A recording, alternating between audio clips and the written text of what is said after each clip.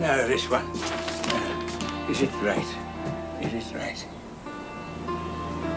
Yes, yes, it is. It is. Good, good, good.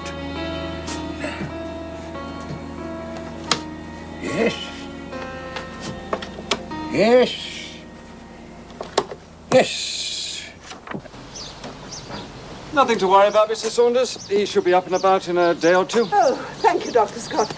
Well, it was good of you to come. Oh, not at all. I have a call to make next door, so I should have been coming this way in any case. Mr. Posner? Yes, that's right. He's not well. Oh, nothing serious, I'm glad to say. Well, goodbye, Mr. Saunders. He's all on his own, isn't he? I believe so, yes. I try and keep an eye on him, you see, but it's rather difficult. He keeps such odd hours. Really? Oh, yes. I often see a light burning in that garden shed of his well into the night. And strange noises you wouldn't believe. Noises? Yes. He does experiments. He has all sorts of peculiar apparatus in there. I don't know what it's for. He's a botanist, isn't he? Yes, I dare say, but you know what these scientists are like. It could be dangerous.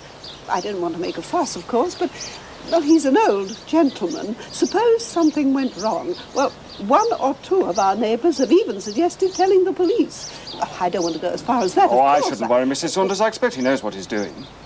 Yes, well, I hope so. But he's certainly a very odd man. Well, it takes all sorts.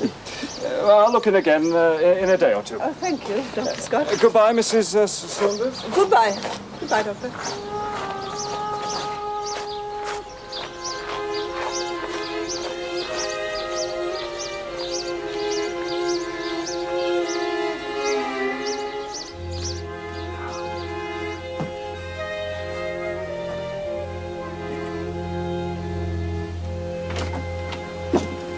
Well, well, well.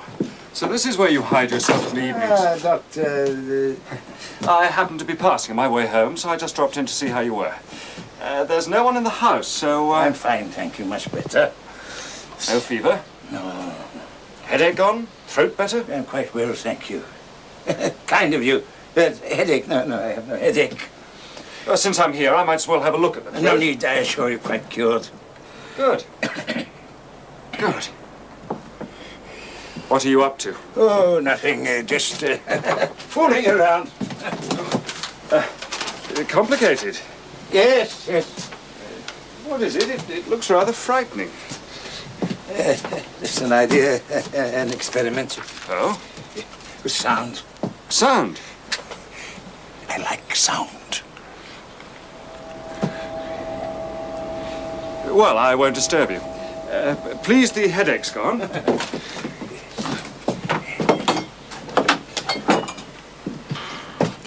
What's it really for? You've made me inquisitive. All right, then.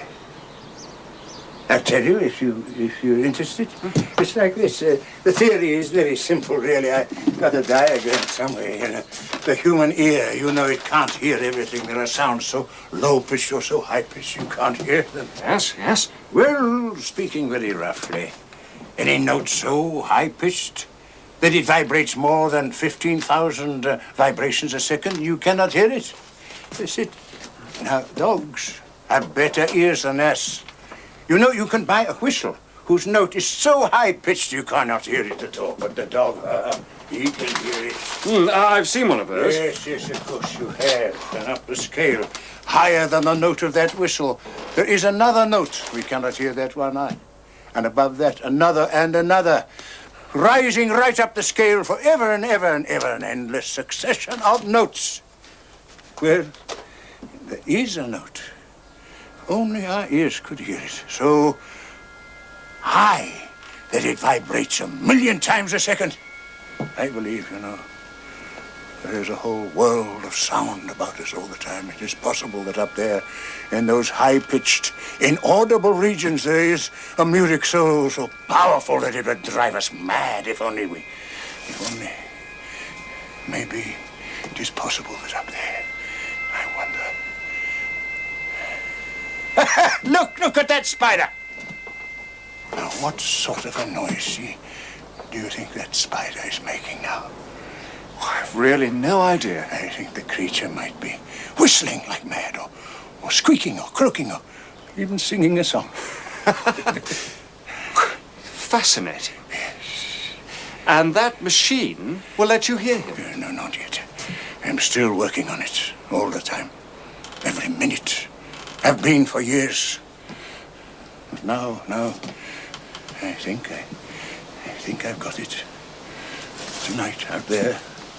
It is just possible I may get through. I want to know, I must know where these vibrations are coming from. Who and what is making them. These are the sounds I long to hear. Songs. Songs beyond the planets. Great heavens, I must be going. Well, I wish you luck with it.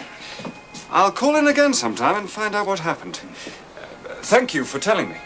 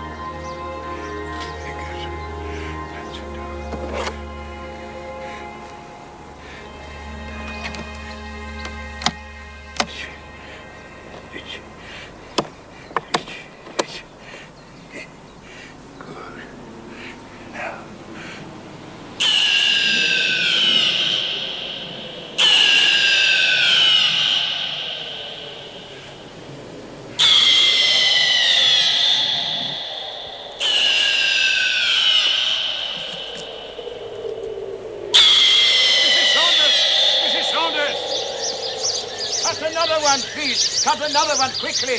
But what's the matter, Mr. Klausner? Please do as I ask. Cut me another rose. Please, I beg you, cut me just one more rose. Certainly, if you insist. Yes. Let's see. Here. Go on, go on. All right, enough. No more, please, no more. I'm going to tell you something, Mrs. Saunders, something you won't believe. You have this evening cut a basket full of roses. You have with a sharp pair of scissors cut through the stems of living things, and every time you cut the rose, I heard it scream. It was a most terrible sound. You didn't know that, did you, Mrs. Saunders? No, I certainly didn't know that. It happens to be true. I heard them shrieking. Shrieking? Yes, shrieking. Whom? Whom did you hear shrieking? The roses, I said, the roses. I'm not quite sure I understand you. You say you heard the roses shrieking. Each time you cut one, I heard the cry of pain. I didn't hear anything. No, of course not. How could you? But I did. I heard it. Here. Now, what would you say if I told you that your rose bush can cry out and that cry can be heard and the sound is very disturbing, Mrs. Saunders? Yes. It is a sound that has never been heard before this day. It is very, very disturbing. Oh, silly woman.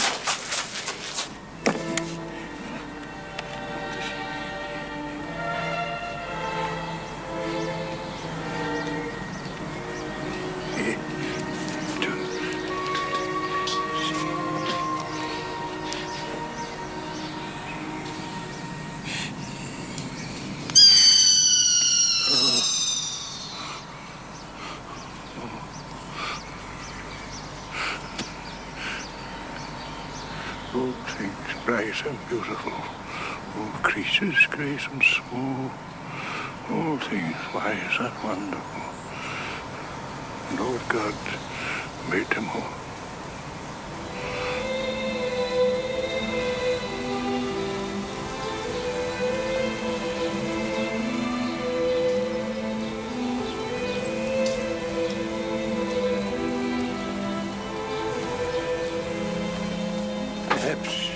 Perhaps it is only very delicate very tender flowers and flowers that feel this pain. Now, would they call it pain, I wonder? It could be that larger, older things are immune. Perhaps the larger and more massive are not so terribly sensitive. Do not fear. I wonder.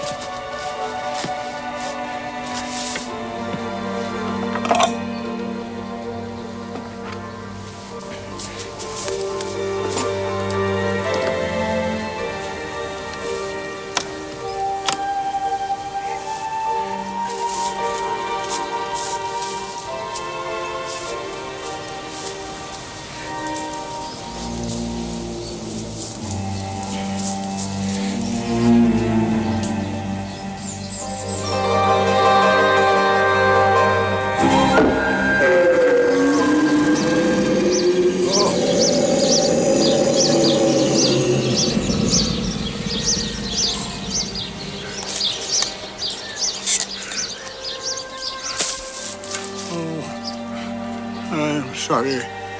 I'm so very sorry. But it will heal. It will heal. I promise.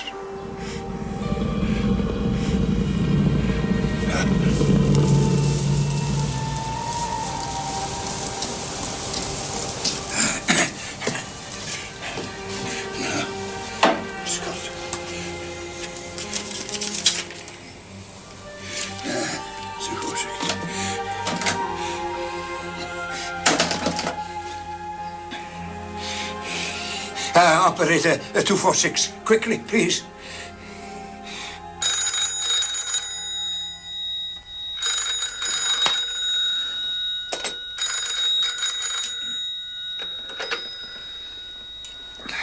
Hello? Yes, speaking. Dr. Scott. Dr. Scott, come quickly, please, please. Who is that? What's the trouble? You remember yesterday I told you my theory about sound, and that I hoped... What's the matter? Are you ill? No, I am not ill. Well, damn it, Klaus. It's 6:30 in the morning. You wake me up and tell me you're not ill. Dr. Scott, please come quickly. I want someone to hear it. It's driving me mad. I can't believe it. Now, take it quietly, Mr. Klausner. I want someone to tell me I'm not mad. Yes. Yes, of course. Are you there, Mr. Klausner? Well, there is something else. Your medical, your surgical skill may be required. I'll come at once.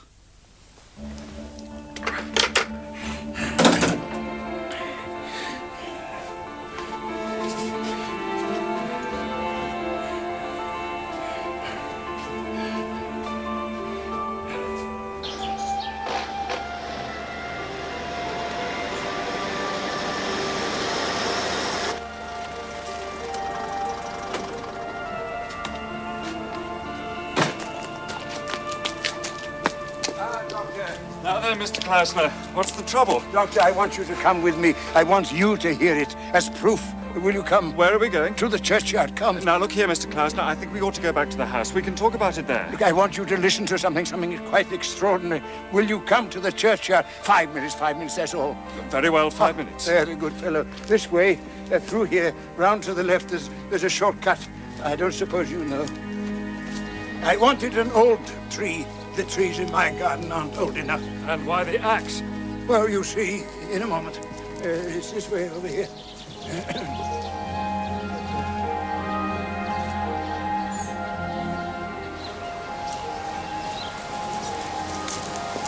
Now, here is the tree. He's really quite old. It must be 200, 250 years old, if not more. That way round, please. Now, please, put these on. And listen very carefully. Afterwards, tell me precisely what you hear. I want to know. It is very important. Now, what do you hear? What do I what? Do you hear anything? Oh, just a humming noise.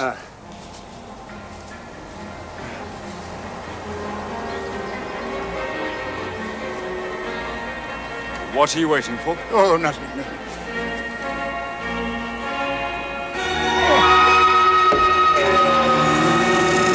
Watch out! Quickly, man! Run! Quickly!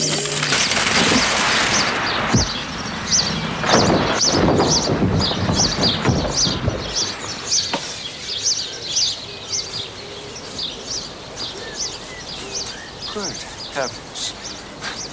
What an extraordinary thing. Did you hear it? In the earphones, did you hear anything when the axe struck? Well, as a matter of fact,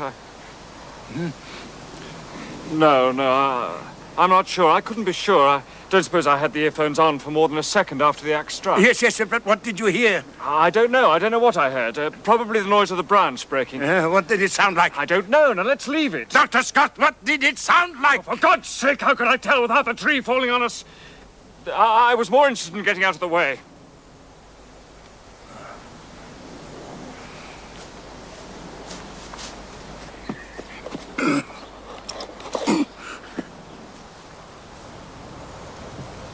Look, let's go back to the house. I think perhaps you ought to, I might prescribe something, a mild sedative. Stitch this up. I beg your pardon? You stitch this up quickly. Now, don't be silly, Mr. Klausner. You do, as I say. Stitch it up. Now, calmly, Mr. Klausner. I can't stitch through wood.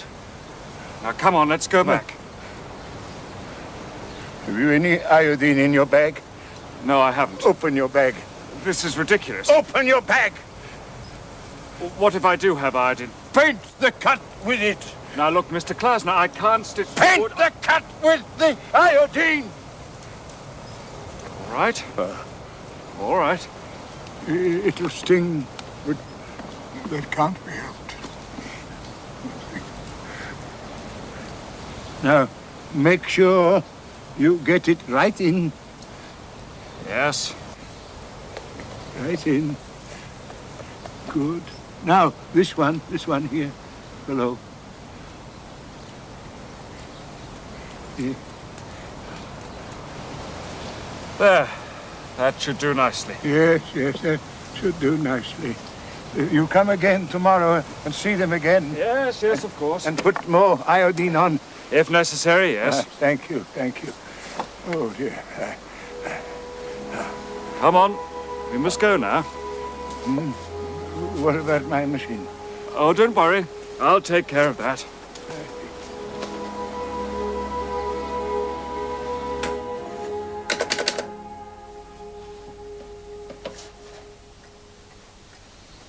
Operator, get me the asylum.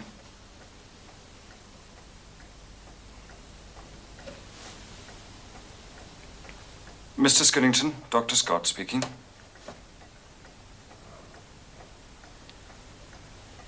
Hello, Norman, Frank here. Someone I want you to have a look at. They're sending an ambulance.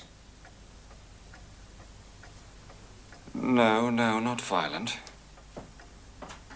I've already done that. 5 cc's. Good. Good, thank you.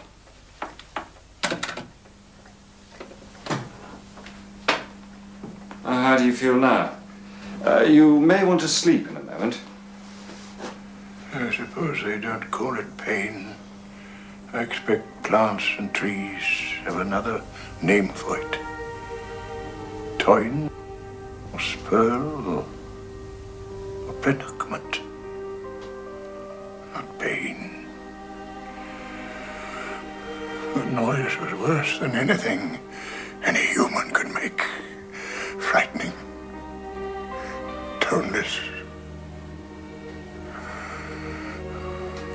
Think of a field of wheat, standing up straight and yellow and alive. And then the reaper goes through it, cutting the stems. 500 stems a second, every second.